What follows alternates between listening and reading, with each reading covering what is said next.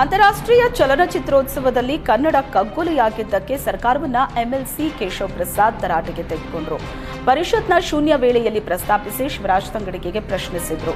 ಅಂತಾರಾಷ್ಟ್ರೀಯ ಚಲನಚಿತ್ರೋತ್ಸವದಲ್ಲಿ ಕನ್ನಡದ ಕಗ್ಗೊಲೆ ನಡೆದಿದೆ. ಚಿತ್ರ ಸಾರಾಂಶ ಪುಸ್ತಕದಲ್ಲಿ ಸಾಕಷ್ಟು ತಪ್ಪಿದೆ. ಕೆಪಿಎಸ್ಸಿ ಪರೀಕ್ಷೆಯಲ್ಲೂ ತಪ್ಪು ಮುದ್ರಿಸಿದ್ರು. ಈಗ ಅಂತಾರಾಷ್ಟ್ರೀಯ ಮಟ್ಟದಲ್ಲಿ ಮರ್ಯಾದೆ ಹೋಗಿದೆ ಅಂದ್ರು. ಇದಕ್ಕೆ ಸೂಕ್ತ ಉತ್ತರ ಕೊಡುವಂತೆ ಸದಸ್ಯ ಕೇಶವ್ ಪ್ರಸಾದ್ ಒತ್ತಾಯಿಸಿದ್ರು. ಉತ್ತರವನ್ನ ನಾಳೆ ಕೊಡ್ತೀನಿ ಎಂದ ಸಚಿವ ಶಿವರಾಜ್ ತಂಗಡಗಿ ಜಾರಿಕೊಂಡ್ರು. ಕಲಾಪದಲ್ಲಿ ಸಚಿವರ ಗೈರಿಗೆ ಸಭಾಪತಿ ಹೊರಟ್ಟಿ ಅಸಮಾಧಾನ ಹೊರಹಾಕಿದ್ದಾರೆ. ಸಿಎಂಗೆ ಸಭಾಪತಿ ಬಸವರಾಜ ಹೊರಟ್ಟಿ ಪತ್ರ ಬರೆದು ಅಸಮಾಧಾನವನ್ನ ತೋಡ್ಕೊಂಡಿದ್ದಾರೆ. ಈಗಾಗಲೇ ಶಾಸಕರಿಗೆ ಸಾಕಷ್ಟು ಬಾರಿ ಹೇಳಿದ್ದೀನಿ, ಆದರೂ ಇಂದು ಸದನದಲ್ಲಿ ಸಂಬಂಧಿಸಿದ ಸಚಿವರು ಹಾಜರಾಗಿಲ್ಲ. ಇದು ಸರಿಯಾದ ನಡೆಯಲ್ಲ ಅಂತ ಸದನದಲ್ಲಿ ಆಕ್ರೋಶವನ್ನ ಹೊರಹಾಕಿದ್ದಾರೆ. ಸದನ ಸುಲಲಿತವಾಗಿ ನಡೆಯಬೇಕು, ಯಾವೆಲ್ಲ ಸಚಿವರು ಮತ್ತು ಅಧಿಕಾರಿಗಳು ಹಾಜರಿರಬೇಕು ಅಂತ ಹೆಸರು ಓದಿ ಹೇಳಿ ಸಭಾಪತಿ ಅಸಮಾಧಾನ ಹೊರಹಾಕಿದ್ದಾರೆ. ಸಿಎಂ ಆದೇಶಕ್ಕೂ ಕ್ಯಾರೆ ಎನ್ನದೆ ಬಿಎಸ್ಪಿಎಲ್ ಕಾರ್ಖಾನೆ ಕೆಲಸ ನಡೀತಾ ಇತ್ತು. ಏಷ್ಯಾನೆಟ್ ಸುವರ್ಣ ನ್ಯೂಸ್ ವರದಿ ನಂತರ ಕೊಪ್ಪಳ ಜಿಲ್ಲಾಡಳಿತ ಎಚ್ಚೆತ್ತಿದೆ. ಕಾರ್ಖಾನೆ ಕಾಮಗಾರಿ ಸ್ಥಗಿತಗೊಳಿಸುವುದಕ್ಕೆ ಡಿಸಿ ಆದೇಶ ನೀಡಿದ್ದಾರೆ. ಈ ಕುರಿತು ಪ್ರತಿಕ್ರಿಯಿಸಿದ ಡಿಸಿ, ಸಿಎಂ ಆದೇಶವನ್ನು ಧಿಕ್ಕರಿಸಿ ಕಾಮಗಾರಿ ನಡೀತಾ ಇತ್ತು. ಮಾಧ್ಯಮಗಳ ವರದಿಯನ್ನೂ ಗಮನಿಸಿದ್ದೆ. ಸಿಎಂ ಸೂಚನೆ ಮೇರೆಗೆ ಜಿಲ್ಲಾಡಳಿತದಿಂದ ಕಾಮಗಾರಿ ಸ್ಥಗಿತಗೊಳಿಸಲಾಗಿದೆ. ಪ್ರಸ್ತುತ ಯಾವುದೇ ಕಾಮಗಾರಿ ನಡೀತಿಲ್ಲ ಅಂತ ಅಪರ ಜಿಲ್ಲಾಧಿಕಾರಿ ಸ್ಪಷ್ಟಪಡಿಸಿದ್ದಾರೆ.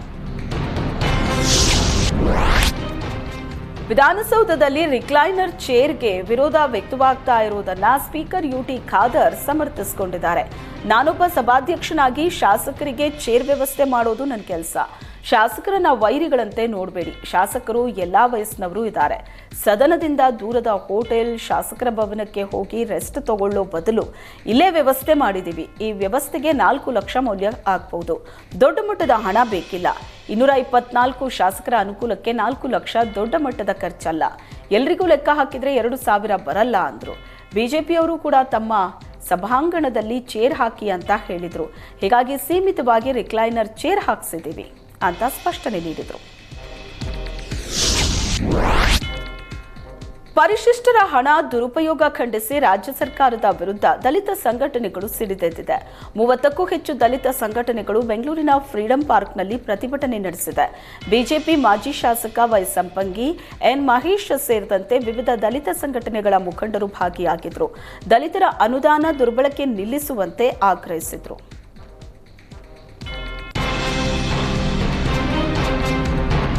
ಪಂಚಾಯತ್ ಪಾಲಿಕೆ ಚುನಾವಣೆ ವಿಳಂಬ ಮಾಡ್ತಾ ಇರೋ ಸರ್ಕಾರದ ವಿರುದ್ಧ ಜೆಡಿಎಸ್ ಪ್ರತಿಭಟನೆ ನಡೆಸಿದೆ.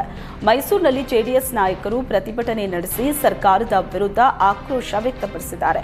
ಪ್ರತಿಭಟನೆಯಲ್ಲಿ ಮಾಜಿ ಶಾಸಕ ಕೆ ಮಹದೇವ್, ಆರ್ ಅಶ್ವಿನ್ ಕುಮಾರ್ ಸೇರಿದಂತೆ ಸ್ಥಳೀಯ ಮುಖಂಡರು ಭಾಗಿಯಾಗಿದ್ದರು. ರಾಜ್ಯ ಸರ್ಕಾರದ ವಿರುದ್ಧ ಧಿಕ್ಕಾರ ಕೂಗಿ ಪ್ರತಿಭಟನಾಕಾರರು ಆಕ್ರೋಶವನ್ನ ವ್ಯಕ್ತಪಡಿಸಿದರು.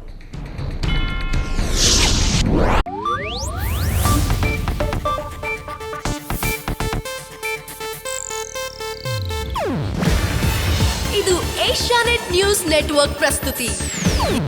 ನೀವು ನೋಡ್ತಿದ್ದೀರಾ ಏಷ್ಯಾನೆಟ್ ಸುವರ್ಣ ನ್ಯೂಸ್.